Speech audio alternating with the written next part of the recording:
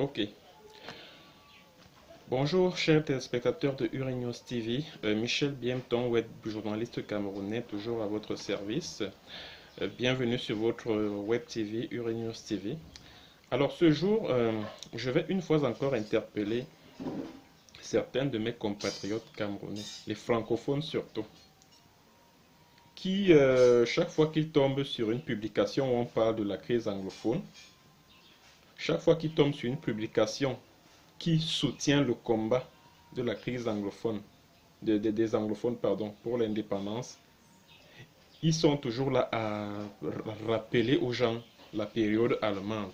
Ils sont toujours là à dire que non, au temps des Allemands, le Cameroun était oh, le peuple camerounais, oh machin, oh ceci.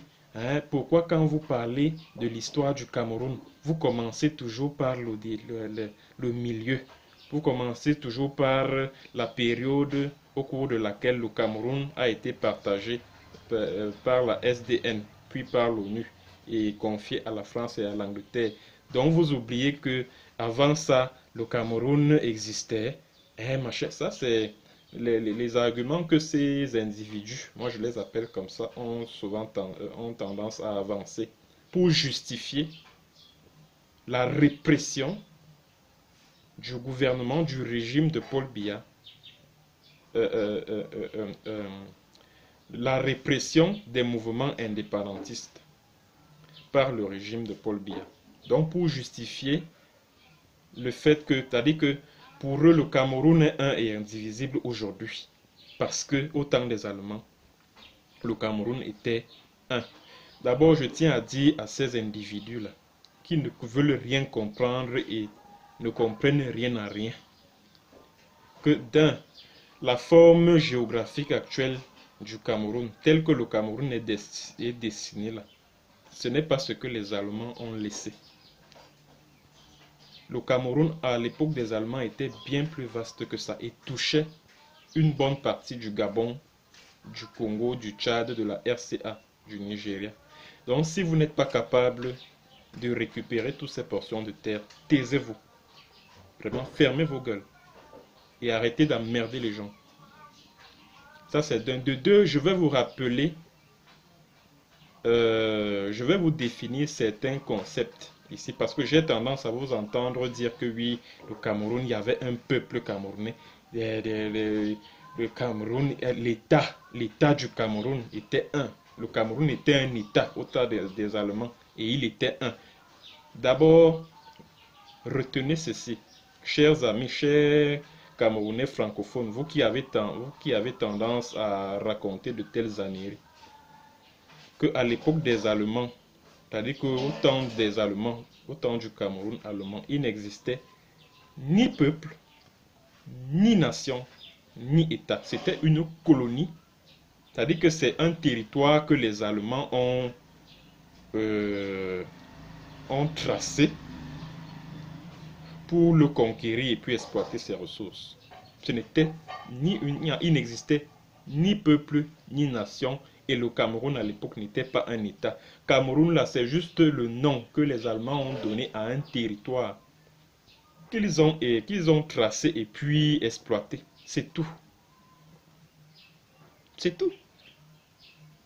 Alors voici comment se définit un peuple. Je parle de peuple sur le plan au sens d'une vaste communauté politique. Je ne parle pas du peuple au sens anthropologique, comme le peuple Sawa, le peuple Bassa, le peuple Bamileke, le peuple, je sais pas, le peuple, je parle de peuple au sens politique du terme.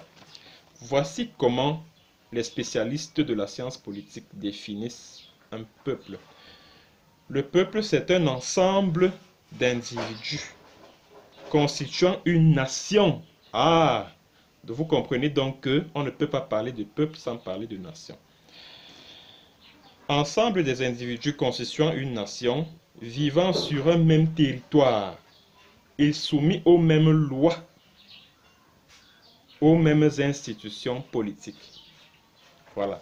Vous comprenez donc qu'à l'époque des Allemands, il n'existait pas de peuple camerounais parce que il n'existait pas de nation camerounaise. Certes, il y avait un territoire déjà élaboré par les Allemands, mais il n'existait pas de nation camerounaise. Il n'existait pas de peuple, c'est-à-dire qu'il n'existait pas d'individus constituant une nation et soumis aux mêmes lois. Et soumis aux mêmes lois, aux mêmes institutions politiques. Bon, on va revenir tout à l'heure sur la définition de l'État. Voilà. Maintenant, la définition de nation. La nation, au sens de l'Organisation des Nations Unies, c'est une communauté politique établie sur un territoire bien défini et personnifiée par une autorité souveraine. Donc vous comprenez donc que si l'on se base sur cette définition, il n'existait pas de nation camerounaise au temps des Allemands. Donc là, il n'existait pas de communauté politique établie sur un territoire bien défini et personnifiée par une autorité souveraine. Il n'y avait pas d'autorité souveraine à l'époque des Allemands. C'est vrai qu'il y avait un territoire bien défini par ces Allemands-là, mais il n'y avait pas d'autorité souveraine et personnifiée. Donc il n'y avait pas un président de la République ou un premier ministre ou je ne sais trop qui, ou un député à l'époque. Bon, voilà une autre définition de la nation. Ça, c'est la définition que l'ONU donne au terme nation. Maintenant, la nation, voilà une autre définition, toujours dans le cadre de la science politique. C'est un groupe humain assez vaste, qui se caractérise par la conscience de son unité et la volonté de vivre en commun. Dites-moi, chers Camerounais francophones, vous qui avez tendance à vous prévaloir d'une unité du Cameroun allemand, pour dire aux anglophones que non, le Cameroun est un et indivisible, etc. etc. Dites-moi, est-ce qu'il existait, au temps des Allemands, une conscience de l'unité du peuple camerounais? Il n'existait aucune conscience de l'unité du peuple. Il n'existait pas, je vous l'ai dit tout à l'heure, il n'existait pas de peuple camerounais. Et il n'existait pas de conscience de l'unité du peuple vivant dans ce territoire qui s'appelait Cameroun. Il n'existait pas. C'est chaque famille, c'est chaque tribu, c'est chaque ethnie qui se trouvait de son côté. Et la volonté de vivre en commun, cette volonté-là n'existait pas encore. C'est-à-dire qu'il n'existait pas, c'est pas soit un regroupement de personnes animées par un idéal commun, c'est-à-dire qu'un idéal, par exemple, de justice, un idéal peut-être d'indépendance de ce qui était appelé à l'époque le Cameroun. Il n'existait pas, par exemple, de parti politique, par exemple.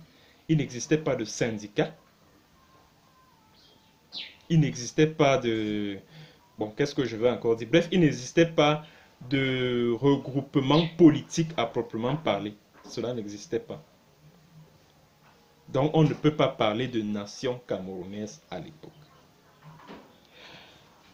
Bon, c'est vrai que vous allez me dire, oui, il existait des nationalistes, hein, les Martin-Paul Samba, et les Rudolf Douala Mangabel, les Charles Atana, les ceci, les cela. Non, ce n'étaient pas des nationalistes. Les Martin-Paul Samba, les Rudolf Douala Mangabel et autres n'étaient pas des nationalistes. Rudolf Douala Mangabel, par exemple, a été fusillé par les Allemands en 1914. Pourquoi? Parce qu'il était contre l'occupation allemande à Douala chez lui. C'est-à-dire qu'il ne disait pas que non, chers Allemands, n'occupez pas, je ne sais pas, n'occupez pas Garoua, n'occupez pas Ngaoundéry, n'occupez pas le nord, n'occupez pas le sud. Non, il disait n'occupez pas mes terres, les terres de mes aïeux. Non. Donc, c'est-à-dire qu'il se battait pour le bien de sa contrée, de sa communauté au sens anthropologique du terme. Il ne se battait pas pour la communauté camerounaise au sens politique, non. Il se battait pour que les terres de ses aïeux ne soient pas envahies par les Allemands. Pareil pour Martin-Paul Samba. Lui, il était un militaire, un officier au sein de l'armée allemande.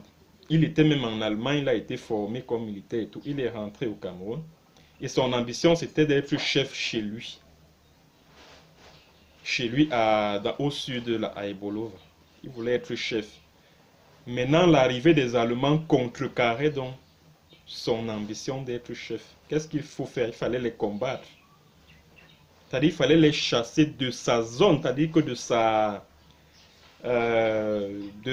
contrée. Il fallait les chasser. Alors il s'est donc allié, c'est-à-dire qu'il est entré en contact avec les armées françaises, l'armée française qui était à Brazzaville et l'armée anglaise qui se trouvait au Nigeria. Il leur a écrit une lettre. Malheureusement, un officier allemand a intercepté la lettre et puis voilà, il a été arrêté et puis fusillé le 8 août 1914 pour haute trahison. Donc c'est des gens qui se battaient pour leur contrée. Ils n'étaient pas animés à un idéal nationaliste en tant que tel. On ne peut pas les considérer comme des nationalistes parce qu'au temps des Allemands, il n'existait pas de peuple, il n'existait pas de nation. Je parle de peuple hein, au sens politique du terme, pas au sens anthropologique parce qu'il existait des peuples. Peuple Sawa, peuple Fulbe, peuple Bassa, peuple Ewondo, peuple Mangissa, peuple Eton, peuple, etc. Bref, il existait des ethnies, des familles, des chefferies, des empires. Bon, il n'existait pas une communauté nationale en tant que telle au temps des Allemands. Bon, maintenant, on en arrive à la définition de l'État.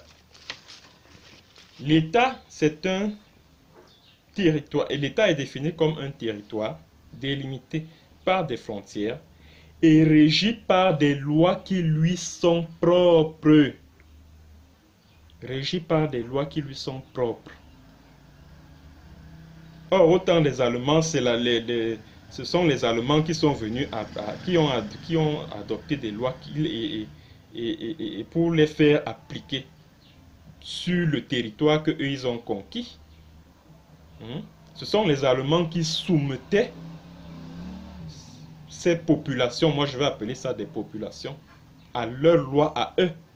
Donc ça veut dire qu'il n'existait pas par exemple un parlement camerounais qui votait des lois. C'est-à-dire que des parlementaires occupés par des députés élus par ce peuple-là. Il n'en existait pas. On parle des lois qui ne sont pas... Cela suppose un pouvoir organisé et souverain qui décide à l'intérieur de son territoire. Alors mes chers amis, vous qui aimez trop la colonisation allemande, dites-moi, au temps des Allemands, c'est-à-dire avant le partage du Cameroun en 1916, qui étaient les députés camerounais qui votaient les lois appliquées sur le territoire camerounais? Camerounais avec K. Qui étaient des députés? Qui étaient magistrats? les magistrats en charge de sanctionner la violation de ces lois s'appelaient comment? Qui incarnait l'exécutif en charge d'exécuter les lois votées? Qui était le président de la République à l'époque? C'était qui? Donnez son nom. Le premier ministre s'appelait comment? Donnez son nom. Dites-moi, il n'existait pas d'État au temps des Allemands. Le Cameroun allemand n'était pas un État, c'était une colonie. Ce n'était pas un État. Je suis désolé. Il faut savoir de quoi on parle quand on agite certains concepts. Quand on ouvre la bouche pour parler de certaines choses, il faut avoir connaissance de ce que l'on dit. Il faut savoir ce que l'on dit, pardon. Et quand on ne sait pas ce que l'on dit, on cherche à savoir, on cherche à connaître, que de se mettre à dire des conneries. Donc vous comprenez à travers les définitions que je viens de donner là, que le Cameroun n'était pas un État. Le Cameroun n'était pas une nation. Et il n'existait pas de peuple. C'est-à-dire qu'il n'existait pas de nation camerounaise, tout comme il n'existait pas de peuple camerounais. Et ces différents concepts sont apparus justement après le partage du Cameroun allemand par la SDN, puis l'Organisation des Nations Unies, puis par la France et l'Angleterre. C'est-à-dire que le partage de ce territoire par la France et l'Angleterre, à travers des accords qui ont été signés, c'est en ce moment-là que le sentiment nationaliste naît. C'est en ce moment-là qu'on parle de nation, de volonté de vivre ensemble. C'est en ce moment-là qu'on parle des partis politiques. L'UPC, par exemple, qui est créé le 10 mai 1948. Le 10 avril, pardon, 1948. L'UPC est créé. L'objectif, l'indépendance du Cameroun.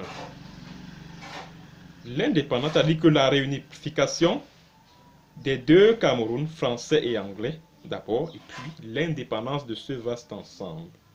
C'est en ce moment qu'on parle de nation. En ce moment-là, qu'on parle de nation. Et c'est aussi en ce moment-là que les bases des États du Cameroun, parce qu'il existait deux États, puisque la frontière qui sépare les deux Camerouns est internationalement reconnue. Donc deux bases de deux États ont été jetées au niveau de l'ex-Cameroun oriental français et au niveau du Southern Cameroun, ce qui est appelé aujourd'hui les deux régions anglophones du Cameroun. Donc c'est à la période franco-anglaise, qu'on commence à parler de nation, parce qu'il existe au sein des populations une volonté de vivre ensemble. Il existe une communauté politique animée par un idéal commun qu'est l'indépendance. D'accord?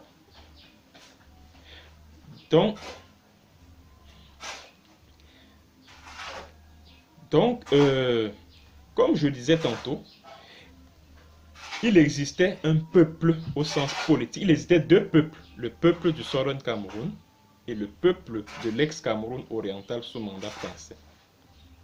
Parce que, comme je le disais, le peuple, c'est un ensemble des individus constituant une nation, vivant sous le même et soumis aux mêmes lois et aux institutions politiques. Et il existait déjà des institutions politiques à l'époque. Il existait un parlement, il existait un premier ministre, André-Marie Mbida et autres. Il existait un parlement, l'Arkam, qui votait des lois. Bon, bien que ce soit les Français soient encore présents, mais il existait quand même un embryon d'État. Peut-être pas un État au sens plein du terme. Je parle de la partie francophone. Il existait un embryon d'État. Mais même dans la partie anglophone, dès 1954, c'était déjà pratiquement un État, puisqu'il existait un Parlement qui votait des lois. Il n'existait pas de gouverneur anglais qui chapeaute le premier ministre élu. Non, il existait un premier ministre, Ndele, puis Foncha. Il existait un parlement, le parlement du Southern Cameroun, qui votait des lois. Parce qu'on parle de la définition de l'État, c'est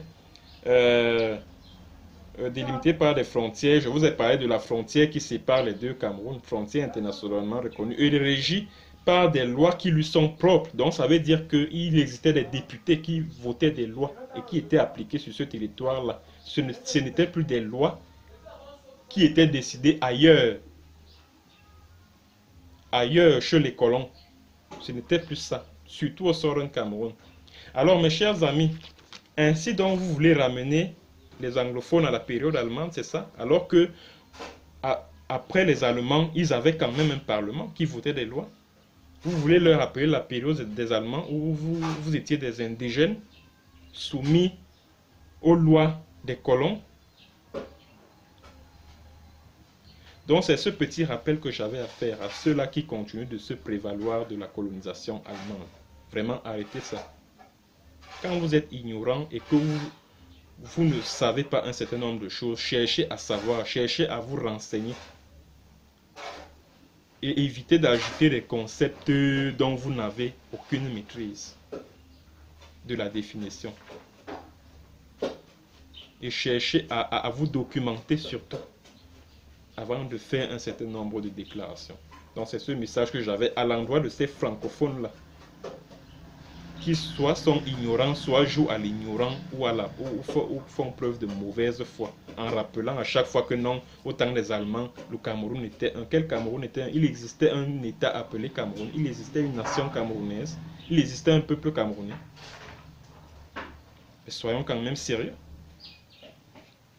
Bon, merci chers téléspectateurs, et puis bonne journée et rendez-vous dans quelques jours pour une prochaine vidéo. Allez, au revoir.